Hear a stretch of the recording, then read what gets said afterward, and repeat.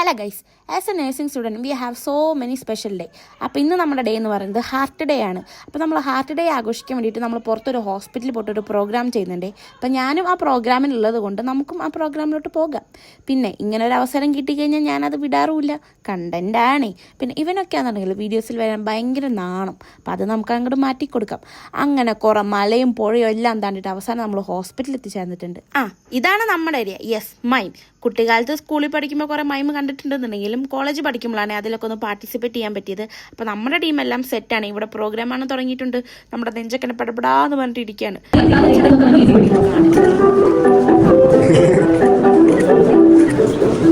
അത് കഴിഞ്ഞ് പിന്നെ നമ്മുടെ പിള്ളേരുടെ വക സുംബ ഉണ്ടായിരുന്നു.